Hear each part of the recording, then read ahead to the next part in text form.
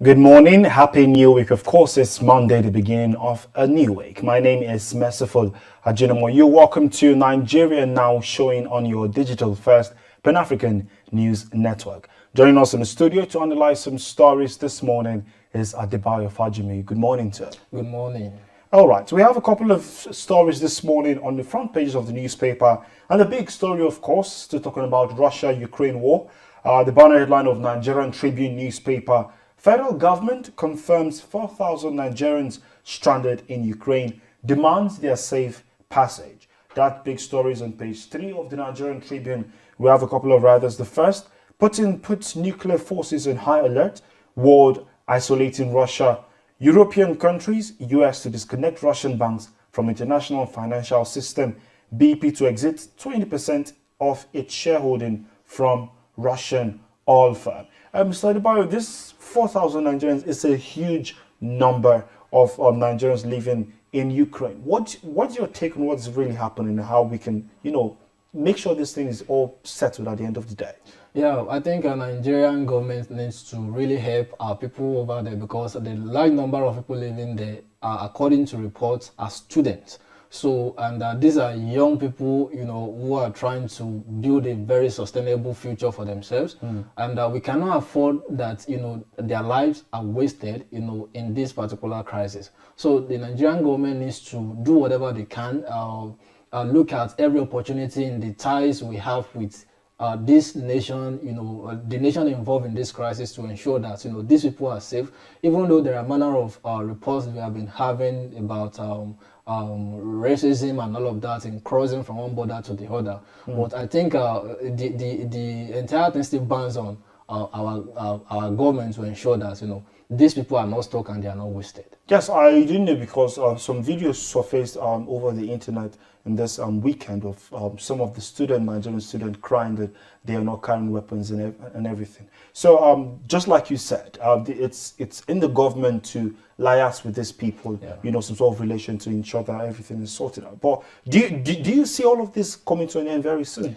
Well, I do not really see it coming to an end because, Putin, the kind of move the guy is moving, despite the sanctions from the G7 and the European nations, the world power.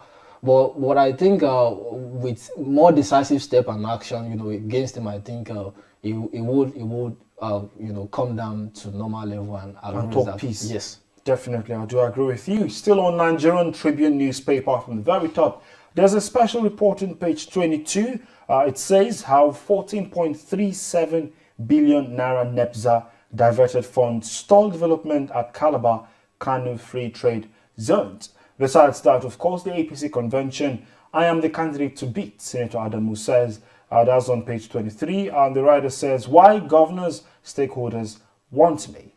That is found on the Nigerian Tribune newspaper. Beside the picture of the day, Ogun, Oyo, Oshun to suffer prolonged power outage. That was on page 7. I know that we reside in a federal capital city of Abuja, and recently, I think in the last 7 days, there have been some changes in how power is being given. And now we're seeing this state suffering this prolonged power outage. We know the election is just around the corner, is next year. Don't you think all of these things are things that are supposed to be sorted out so we can consider some parties?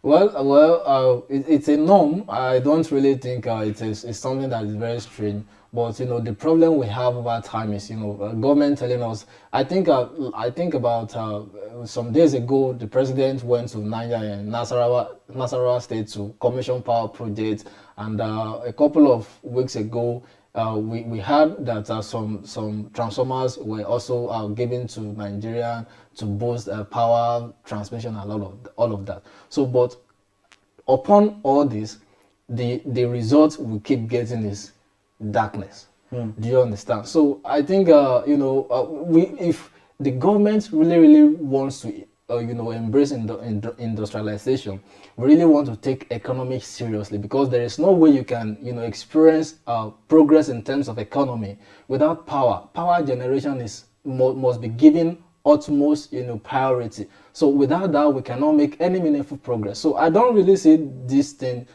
coming up. But even concerning the election that you talk about, so whether they work or not, we know the kind of system we run. So it is the money bags, and there is nothing you can do about that. So money bags, as long as that is still existing. So it is not what you do that counts for you or that votes for you. So our leaders do not really much win election based on their scorecard. So this is not really going to matter about who is going to win or who is not going to win in the general election. Okay, totally. That's a strong one there. Besides the picture of the day as well, we see appeal court ruling upsets NJC decisions on Onogan over 1,000 ex-judges. That's on page 8.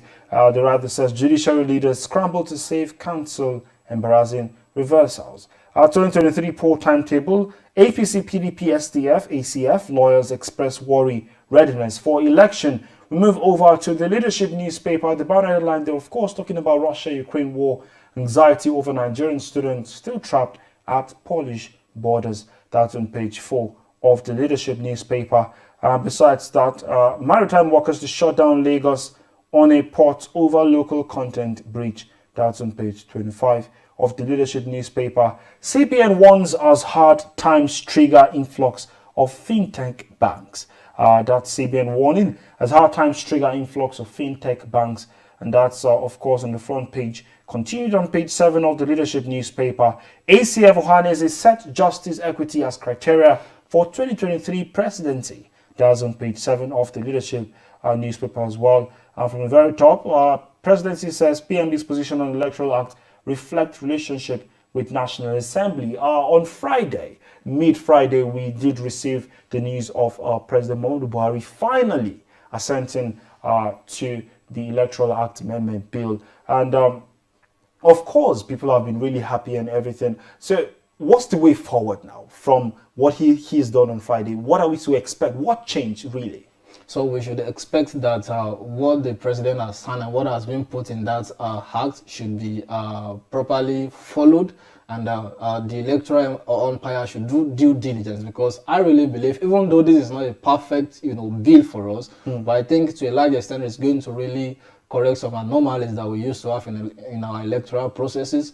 Like if you want to contest election, there are some certain things you need to do, and the electronic transmission of results and all of that. So it's really going to really help our democracy to a large extent to develop. So it's going to really help us to move from where we used to be, from where we should be, even though we will not get there, over time. Fully. It's a gradual process. Yes, but it's really going to help us. Totally, I do agree with you. On the New Telegraph newspaper, the banner headline there is 2023. Don't disgrace yourself by joining APC, Sergey tells Jonathan. Alleged schemers want ex-president to hand over to Buni after one term. That's on page 2 of the New Telegraph newspaper.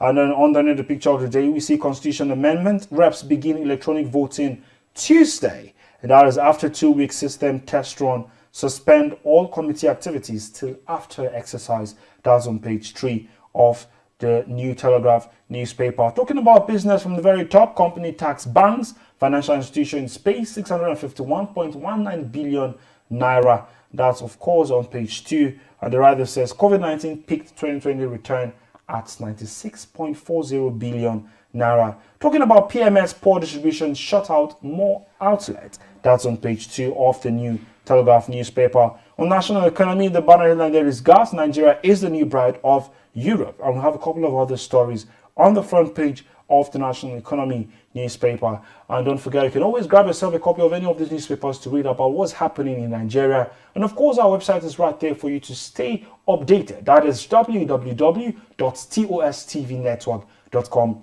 You can also follow us on our social media platforms at TOSTV Network on Instagram, Facebook, and Twitter. Many thanks for joining us today on Nigerian. I'm Mr. Adebayo. Thank you so much for joining us today. Thank you for having me. Have a wonderful day. See you tomorrow. My name is Merciful Ajinamo.